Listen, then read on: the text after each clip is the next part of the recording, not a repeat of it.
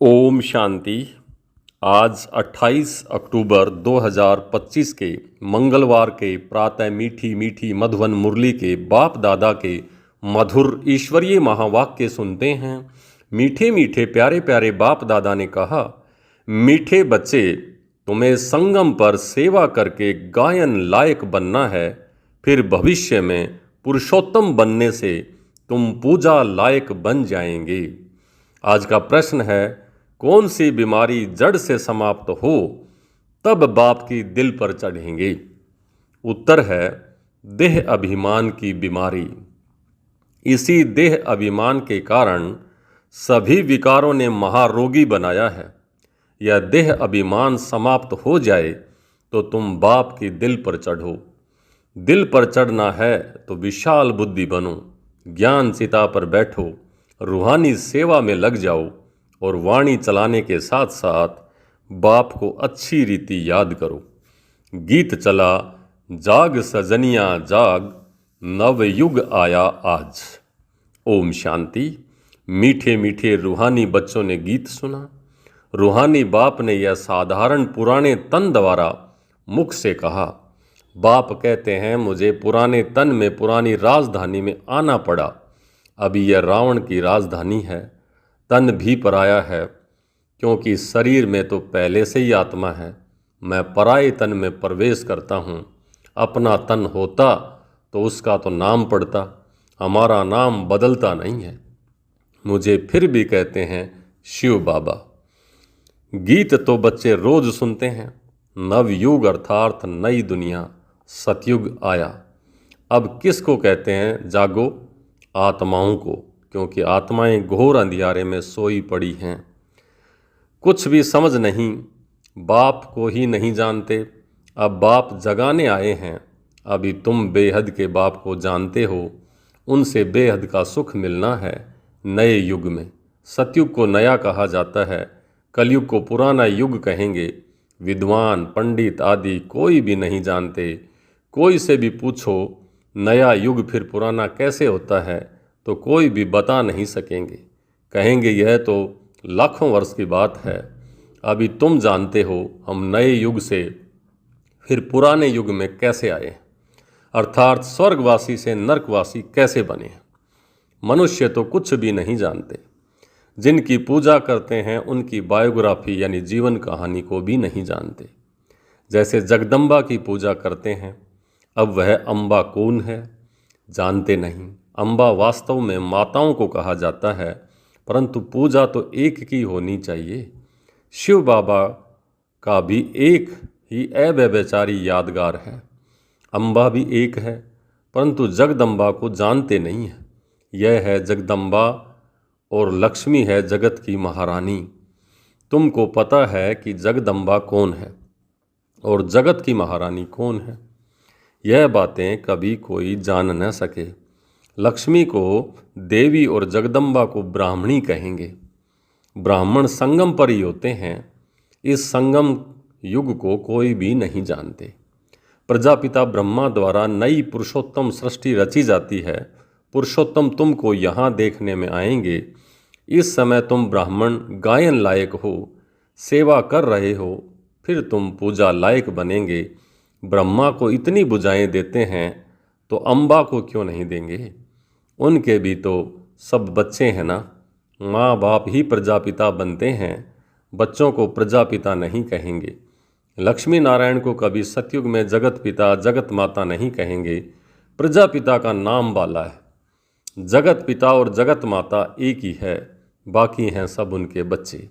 अजमेर में प्रजापिता ब्रह्मा के मंदिर में जाएंगे तो कहेंगे बाबा, क्योंकि है ही प्रजापिता। हद के पिताएं बच्चे पैदा करते हैं तो वह हद के प्रजापिता ठहरे। ये है बेहद का। शिव बाबा तो सब आत्माओं का बेहद का बाप है। यह भी तुम बच्चों को कंट्रास्ट लिखना है, अंतर बताना है कि जगदम्बा सरस्वती है एक। नाम कितने रख दिए हैं, दुर्गा काली आदि। अम्बा और बाबा के तुम सब बच्चे हो। यह रचना है ना। प्रजापिता ब्रह्मा की बेटी है सरस्वती, उनको अम्बा कहते हैं। बाकी हैं सब बच्चे और बच्चियाँ, हैं सब एडॉप्टेड। गोद में लिए हैं बाबा ने। इतने सब बच्चे कहाँ से आ सकते हैं? नहीं तो यह सब हैं मुख वंशावली। मुख से स्त्री का क्रिएट किया तो रचना हो गई। कहते हैं यह मेरी है, मैंने इनसे बच्चे पैदा किए हैं। यह सब हैं एडॉप्शन। यह फिर है ईश्वरीय मुख द्वारा रचना। आत्माएं तो हैं ही, उनकी अडॉप्ट नहीं किया जाता है। बाप कहते हैं तुम आत्माएं सदैव मेरे बच्चे हो। फिर अभी मैं आकर प्रजापिता ब्रह्मा द्वारा बच्चों को अडॉप्ट करता हूँ। बच्चों यानी आत्माओं को नहीं अडॉप्ट करता, बच्चे और बच्चियों को अडॉप्ट करता हूँ। यह भी बड़ी सूक्ष्म समझने की बातें हैं। इन बातों को समझने से तुम यह लक्ष्मी नारायण बनते हो। कैसे बने यह हम समझा सकते हैं। क्या ऐसे कर्म किए जो यह विश्व के मालिक बने? तुम प्रदर्शनी आदि में भी पूछ सकते हो। तुमको मालूम है इन्होंने यह स्वर्ग की राजधानी कैसे ली। तुम्हारे में भी यथार्थ रीति हर कोई नहीं समझा सकते। जिनमें देवताई गुण होंगे, इस रूहानी सर्विस में लगे हुए होंगे, वह समझा सकते हैं। बाकी तो माया की बीमारी में फंसे रहते हैं।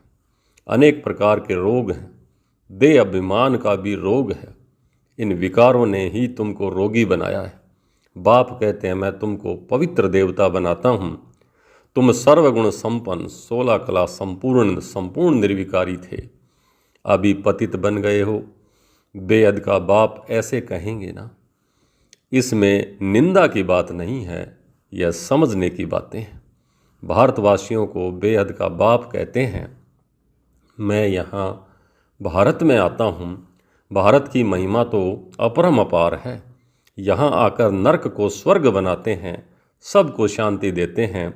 तो ऐसे बाप की भी महिमा अपरम अपार है, पारावार नहीं।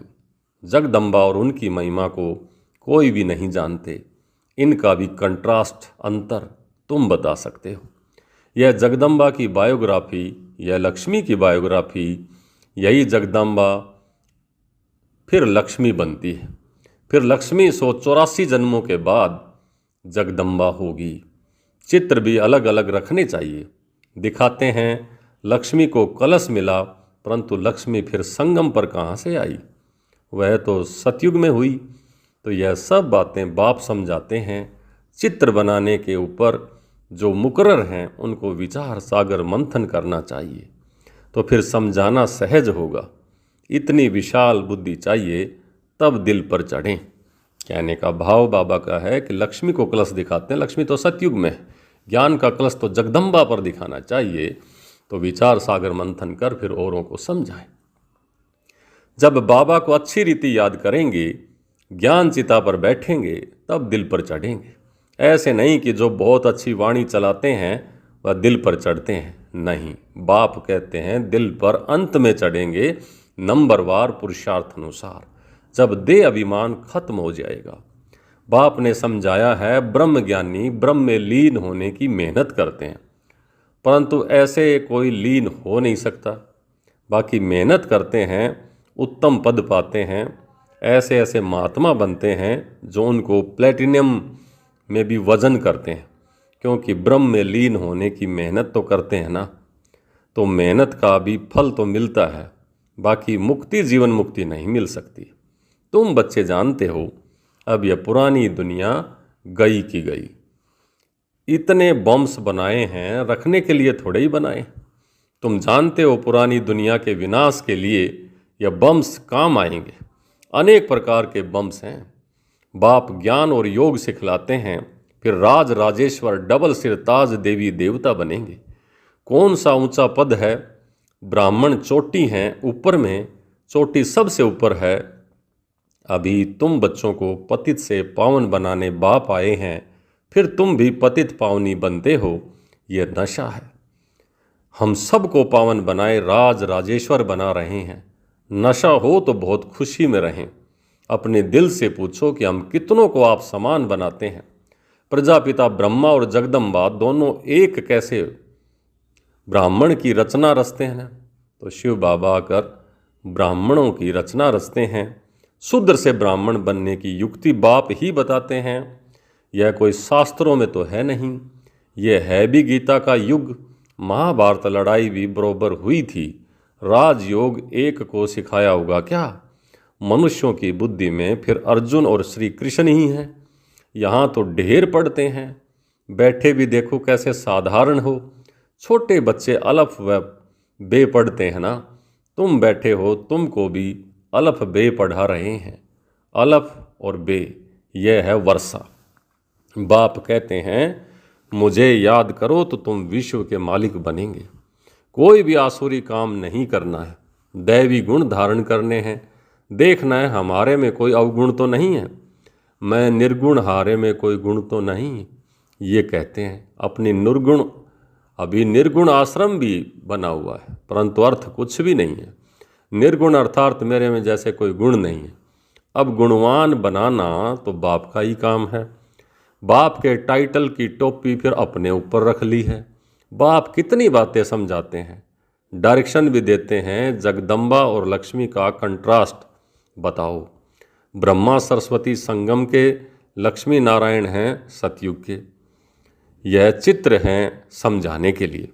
सरस्वती ब्रह्मा की बेटी है, पढ़ते हैं मनुष्य से देवता बनने के लिए। अभी तुम ब्राह्मण हो।